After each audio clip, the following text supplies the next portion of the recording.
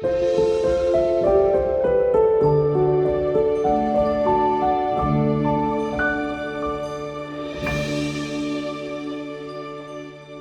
hi, everyone. Hey there, friends. Jules, you having a good day? Oh, I'm having the best day. Oh my gosh, that's so nice. This day feels like it needed to be a 24-hour nap, but I'm so glad that we're here together, and I'm so glad that we're here with our listeners. Me too. And also, naps are wonderful. We should nap more. Naps are wonderful. They're part of the resistance against capitalistic grind. And there's science that it shows it helps off stave mental unwellness. Oh my gosh, Jules, you're so good at science. So everyone, this is Drama Dump, and Jules is going to share with us a story from a listener where their family, loved one, or friend needs to be taken to task. Yes. And this letter is a little short, so I'm a little worried. Oh no. Dear Jules and Nat. Oh, first names. Love Hey. that. Hey, friend. I just found out that my landlord is raising my rent. Crook. I know you guys mostly deal with friends and family issues, but this is going to cause such a financial burden, and I can't exactly move. Can you please scream about this for me? I'm so upset. I've been crying since I got the letter. Tearfully, a broke hoe. Not a broke hoe. Not a broke hoe.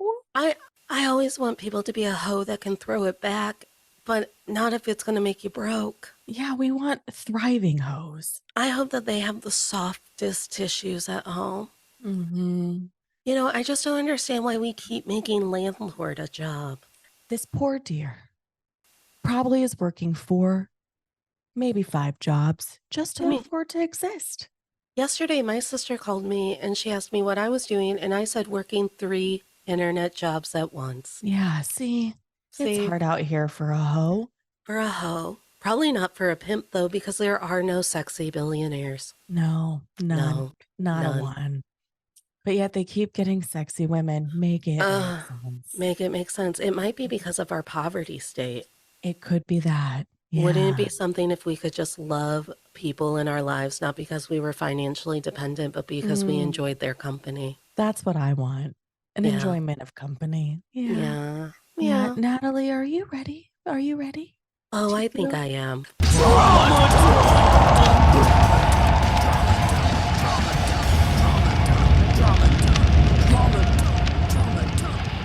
I cannot stand that landlord is still a job, because here's what I know about landlords. I know that some shit breaks in your house, then they charge you for calling them, then they charge you for coming out, then they charge you again when that person comes out to fix something because they could not fix it.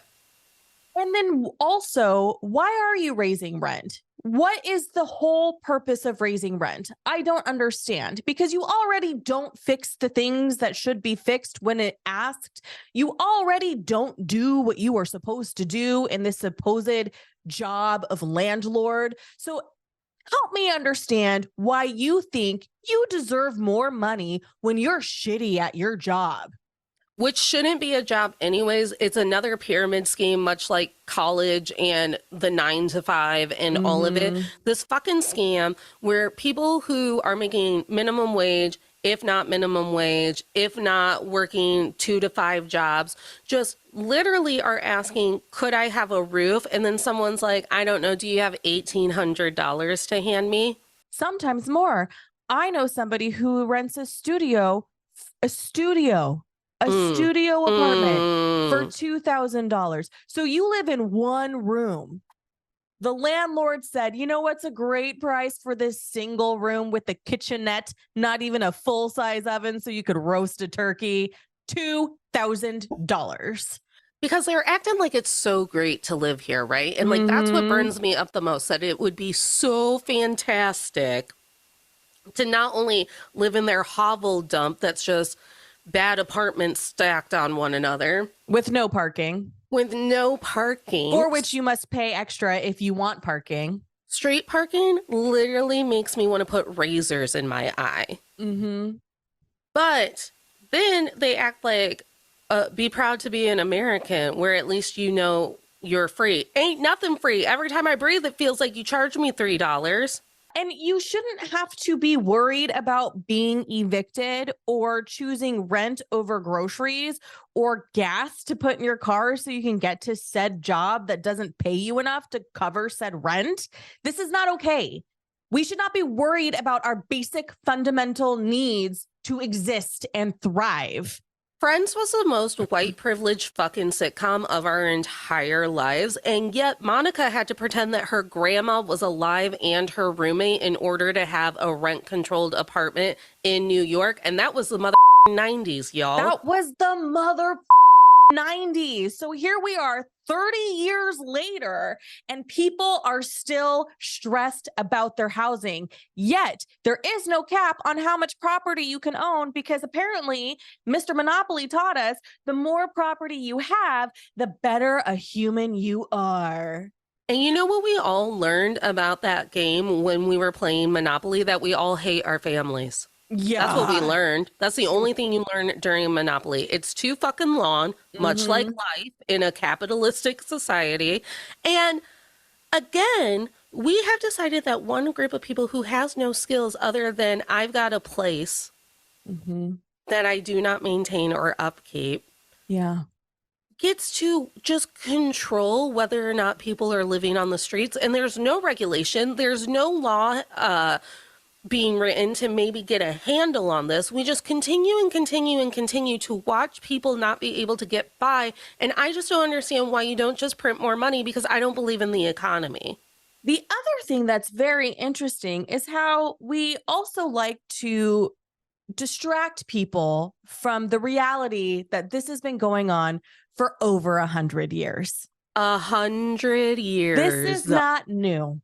Landlords be taking more money, people not making enough to pay rent. This is not new. But yet, every time we try to take a step closer to making a more equitable world, capitalism comes in and says, hey, you don't want that. You want to be a billionaire, don't you? And the only way you can be a billionaire is if you are the one who does all the things. Everyone count on your fingers how many billionaires you've met personally.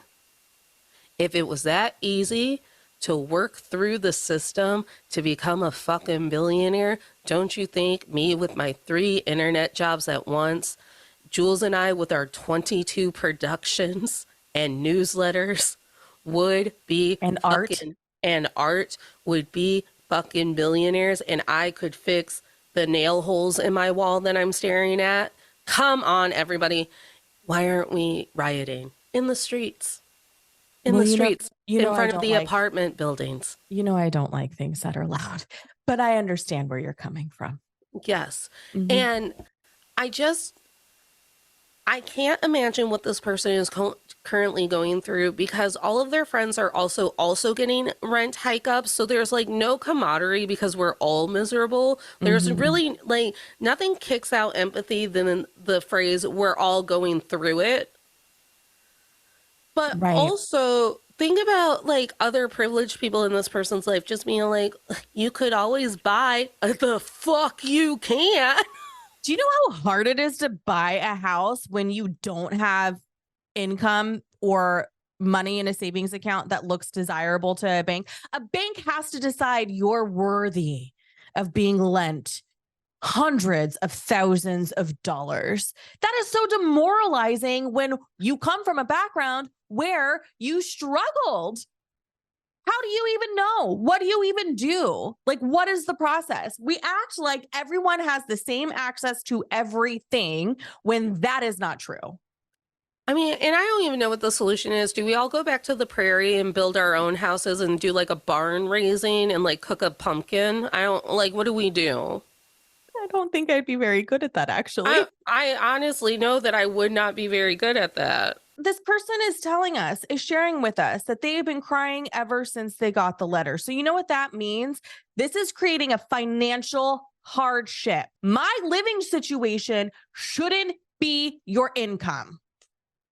a financial hardship on top of all of the other financial hardships, because if I know everything, there's student loans, there's a hike in groceries, there's a hike in gas. God forbid you need to buy a car after COVID because they've all of a sudden just decided that cars don't exist anymore. So now any car you're looking at is $200,000. Bonkers to me how expensive a vehicle is. Make more cars. What are the people who build cars doing? Or maybe we should be a better society where we can maybe reduce the amount of cars and make it easier to transport ourselves on public transportation and safer, or bikes or walking. Like, this incessant need that we have to have cars is part of the problem, because with that comes car insurance we can't afford, repairs we can't afford.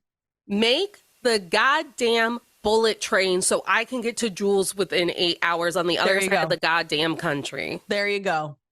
Bullet trains, everybody. They keep blocking them because they don't want us gathering where they don't want us gathering. Mm-hmm. I'm so sorry, tearfully. This is not okay. Natalie, do you have anything else we need to say about this scenario? No, because you're going to just tell me it's too loud and too violent. Well, I don't like violence. I know. You've been drama dumped. Drama dumped.